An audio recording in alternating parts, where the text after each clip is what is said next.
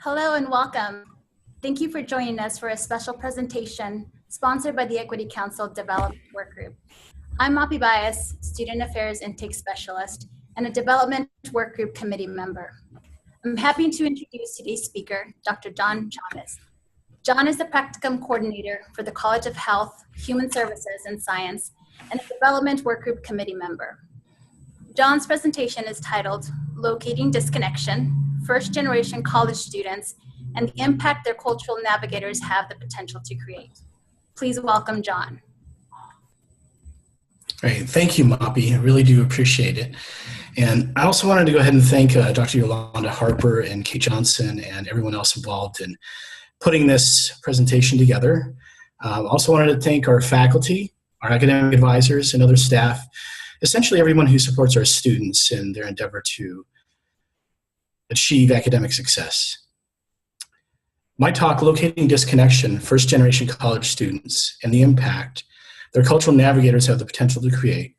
We'll go through a number of different slides of information, and I'll be interspersing some of my own personal anecdotal information in there to kind of highlight what I'm talking about.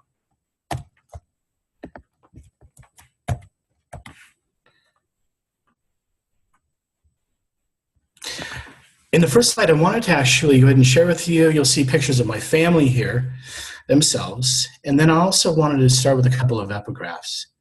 The epigraphs themselves, I think, are really important to sort of act as a framework for what I really have to talk about today. The very first epigraph down there at the bottom comes from Edouard Glissant in his book, Poetics of Relation. In Edouard Glissant's book, he mentions that sometimes, by taking up the problems of the other, it is possible to find oneself. The next epigraph by Gloria Anzaldúa from her book La Frontera, The Borderlands, she mentions every increment of consciousness, every step forward is a travesía, a crossing. I am again an alien in a new territory, and again and again.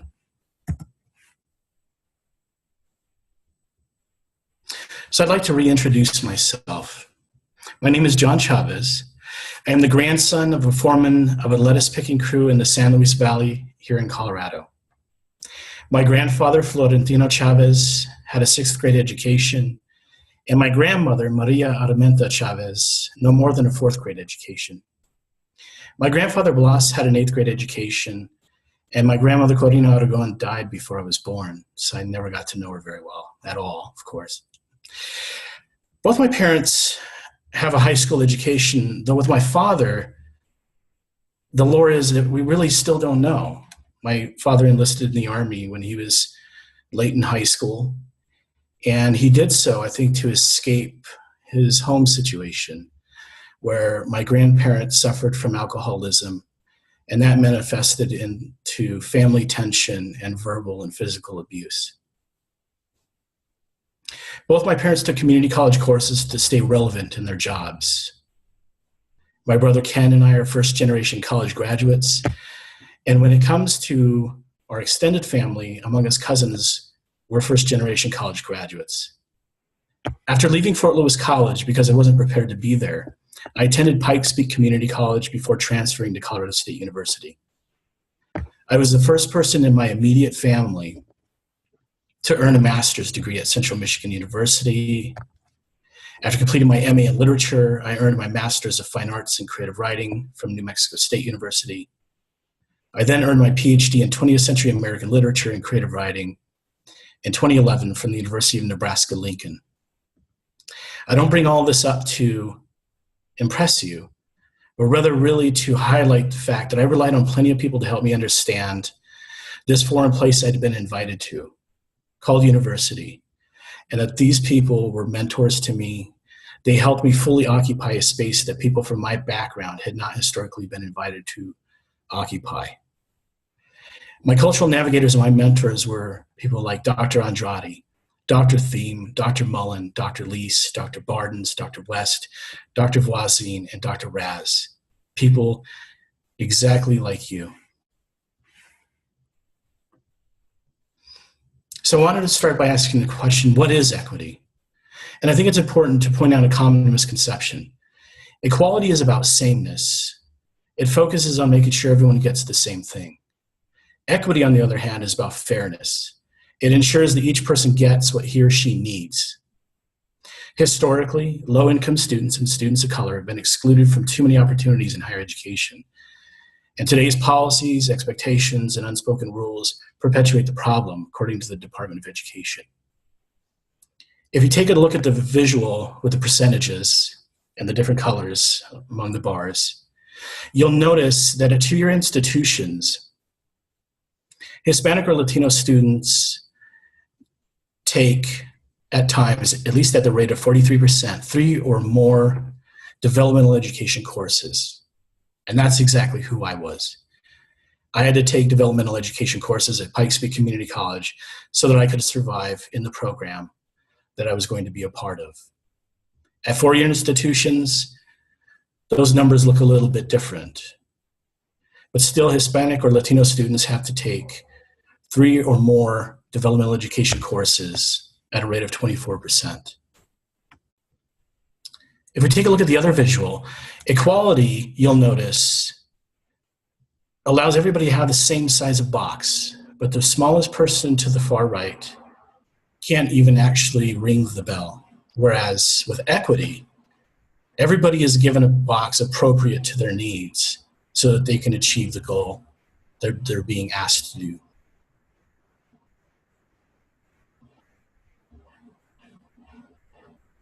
When it comes to equity in our students' identities, it's really important to keep in mind that sometimes when people consider communities marked by difference, or different than the majoritarian culture, people sometimes consider them the easiest way possible, which is as a monolith.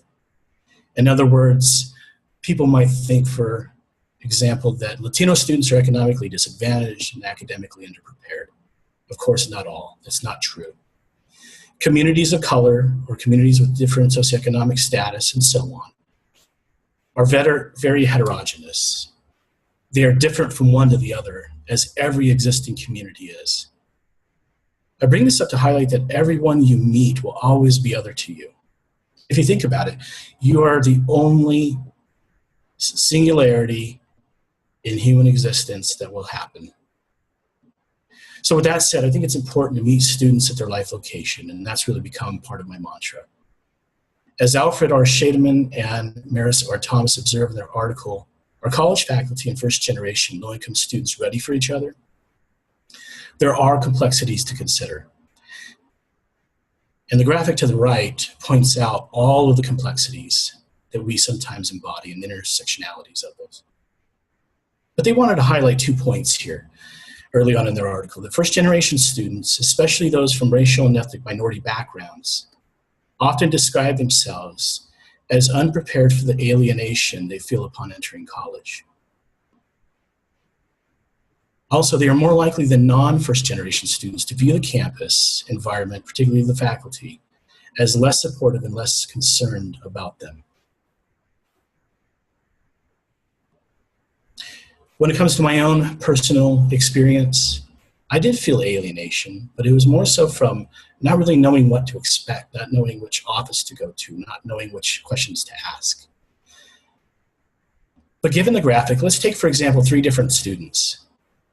We have student A, who is a Latina, 34 years old. She's an immigrant working on becoming a citizen, a single mother. Potential housing situation is Section 8, and work history is perpetually underemployed. Or we may take student B, a young African-American, 26 years of age, male. When it comes to discrimination and the experience, yes, historically, sexuality, maybe they're bisexual. Skin color is light. In politics, maybe they're a staunch liberal.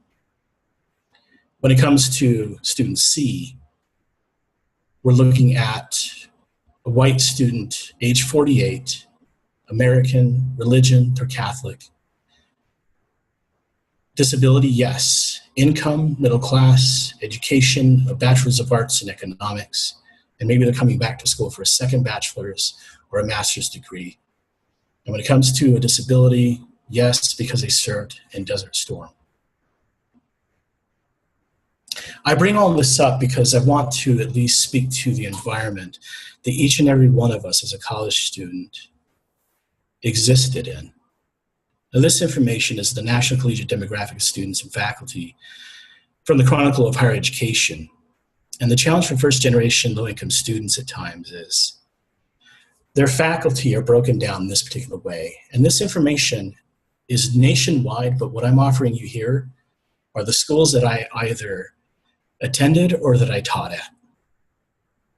So given that small number of schools, when it comes to employment by racial group, faculty members broke down in the following way. 77.6% of them were white, 1.4% of them were African American, 4% of them were Latino or Latina, 6% of them were Asian, 0.6% of them were American Indian, for a total minority percentage of 12.2. So when it comes to the students I was surrounded by at these institutions, 66.1% of them were white, 4.2% of them were African American, 15.7% of them were Latino or Latino, probably thanks to New Mexico State University. 1% of them were American Indian, for a total of 24.6% total minority. Now I bring this up because this is the environment that students are surrounded by. And sometimes the anxiety or the tension or the alienation might come in the way that their faculty and their peers don't necessarily resemble who they are. They may feel as though they're not fully welcomed, or they may feel some sort of external tension or anxiety as a result of attending school in the first place. When it comes to the demographics for the College of Health, Human Services, and Science, where I work as a practicum coordinator, you'll notice from the graphics that of our undergraduate students, 87% are female, 38% are African American, 13% are Latino or Latina, and 52% are first-generation college students, based on their parents' education used as a proxy for first-generation designation. Our graduate students are 85% female, 46% African American, 10% Latina or Latino, and 48% first-generation college students. So what does all of this mean? As an educator, as an academic advisor for Ashford University, and now as a practicum coordinator, I actively think about all of this information. I think about my own personal experiences. And the one thing that I would say is absolutely wonderful that I've come to learn about Ashford University, and the reason why I love this place, is that a good number of our academic advisors are first-generation college students. A good number of our faculty are first-generation college students. We're not the University of Colorado. We're not the University of Nebraska.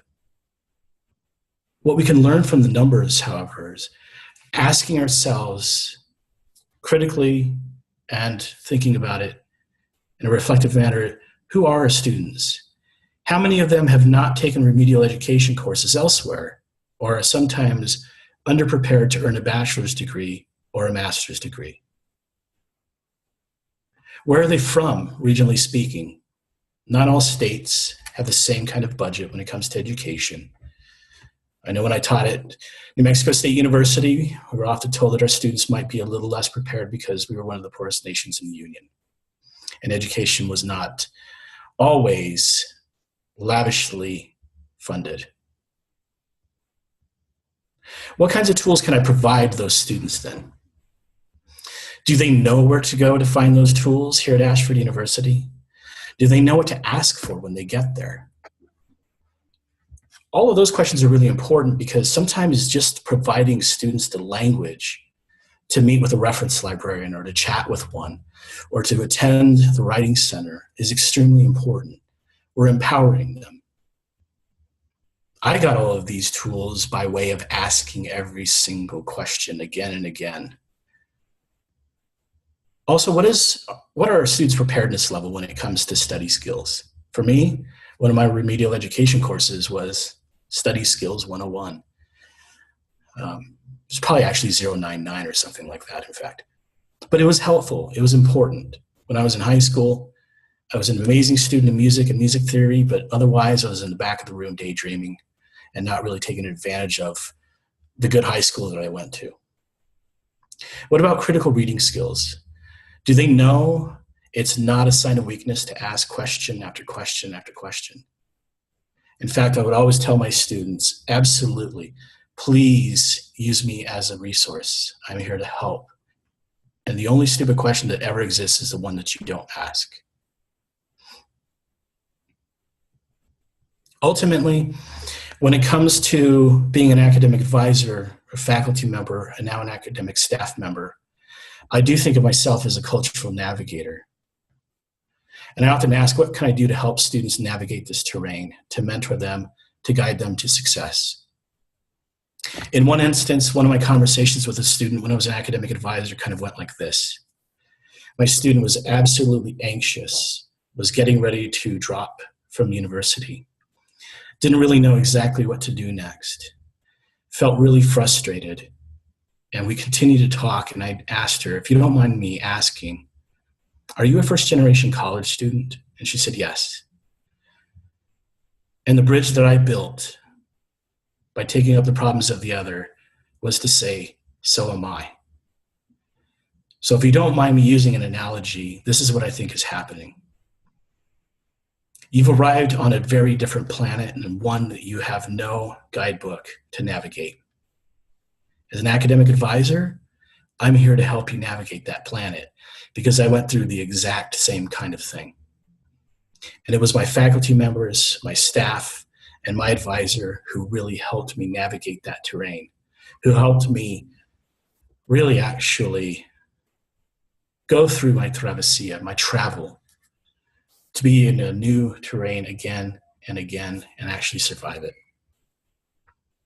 So when I talk about meeting students at their life location, I mean that some students have internal tensions. It's amazing that I'm going to get this degree, but what am I going to do afterward? Am I going to have to move away from my rural town? Am I going to have to leave my parents behind? What is my family going to think? Or even external tensions. I'm currently working at a factory and people think that I'm wanting to be better than them. They keep asking me these kinds of questions. Is there something wrong with being a Latino and working in this factory? Do you really want to separate yourself from your own people culturally? These aren't just hypothetical situations. They're exactly what I've gone through as a student from community college to PhD. So given that, I do ask myself, how can I provide advice concerning university traditions and expected behaviors so that students know how to navigate this space they've been invited to? How can I share guides with students to teach them about plagiarism? Not merely to say, that's not right, you shouldn't be doing it, but how do I actually get them past that? How do I talk to them about research and scholarly integrity? That this too is a tradition of university and it's something that they need to be able to follow, just like everyone who's here today. How do I meet professors' expectations? And sometimes if I'm not meeting them, how do I ask them? Should I feel intimidated to talk to them? Should I feel inadequate if I have questions to ask? Again, those are things that I experienced. I like to work with students to locate tutoring, library, career services, and other university resources. When it comes to a student who could use a little bit more guidance, maybe part of my goal to help them is to get them in touch with career services so they can start to build a career action plan. I might also collaborate with students when it comes to choosing their major, their minor, or electives. As an academic advisor, I often would do that, talk to them about a minor that would actually really help complement their degree, something that would prepare them to sit in front of a group of people and be able to have that kind of a conversation that would land them the second interview. I would also help students develop stronger self-understanding, sense of values, interests, abilities to increase their confidence. I think it's a person's belonging to something much larger than themselves that really helps them feel completely at home and ready to meet every single challenge at hand. I work to guide students regarding how the courses can prepare them professionally. In fact, I did this on a call earlier today with a student who was asking about their master's of public health practicum. I want to connect major, career possibilities, and job descriptions to one another. If possible, can I Zoom with you and talk with you about a job description? Not the job you're going to apply to, maybe not a dream job, but how you would talk about your coursework as it applies to the job itself. As an academic advisor, I wanted to embrace transformative advising by imagining with students their professional lives after Ashford. Perhaps they wanted to go to a different university for their master's degree. What does that look like? What's the process like? What does writing a critical sample mean if they're requiring it? I want to discuss academic expectations in life in graduate school with students, work with them to research graduate programs, if not Ashford University, and also if that is their goal. Find the right graduate school based on the area of study, degree specialization, as well as appropriate faculty. In this particular instance, when I was an academic advisor, I worked with one student who thought about going to 5 schools with great pedigree. The one thing I did point out to him is that there are amazing faculty members who teach all across the country. I understand that going to a school with great pedigree seems like a great idea, but it's actually the impact that the faculty can make on your professional life and on you personally that matters most.